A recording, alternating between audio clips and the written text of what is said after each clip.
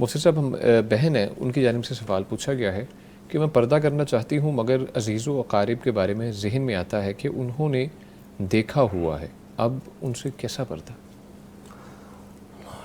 جی یہ وہ کچھ ایسے نیکیوں کی طرف جب رجحان بڑھتے ہیں تو پھر ذہن میں نا کئی خیال آتے ہیں. مثلا کوئی اگر اچھی مجلس میں پہلے نہیں تھا تو اب وہ توبہ کرنا چاہتا ہے تو اس کے ذہن میں یہ بات آئے گی اچھا پہلے تم ان کے ساتھ بیٹھتے تھے، اب تم بڑے حاجی بنو گے اور بڑے نمازی. تو اس طرح وہ نا نیکی نہیں کرتا. انسان نہیں ہاں کہ میں جی اب یہ اچھا میں ان کی مجلس چھوڑوں گا تو لوگ کیا کہیں گے اب یہ ادھر. تو یہ اسے اسی طرح پردے کے بارے میں بھی کہ انہوں نے مجھے دیکھا تو ہوا ہے تو اب کیا. تو اس حوالے سے میں یہ عرض کروں گا کہ اصل تو جسم کو ڈھانپنا ہے، جسم کو ڈھانپنا ہے عورت نے، تو وہ ڈھانپ لے. تو اگرچہ کسی نے پہلے دیکھا بھی ہو تو ظاہر ہے وہ اپنے پردے کو اختیار کرے. بس یہی ہے ہاں جی بالکل کہ ہماری جو یہ بیٹی ہے، یہ بہن جو ہے وہ شروع کرے. ہاں پہلے جو حالات گزرے ہیں وہ گزر چکے ہیں. آپ نے دین پہ عمل کرنا ہے، شریعت پہ عمل کرنا ہے. تو پہلے آپ پردہ نہیں کرتی تھی، اب اللہ یہ توفیق دے رہا ہے آپ کو تو آپ شروع کریں. پہلے دیکھا ہوا ہے، کسی نے نہیں دیکھا ہوا، اس کو آپ بالکل چھوڑ دیں، فراموش کر دیں. آپ کہیں کہ پہلے میں پردہ نہیں کرتی تھی تو مجھے سمجھ نہیں تھی، اب اللہ نے سمجھ دی ہے اور دین پہ عمل کر رہی ہوں.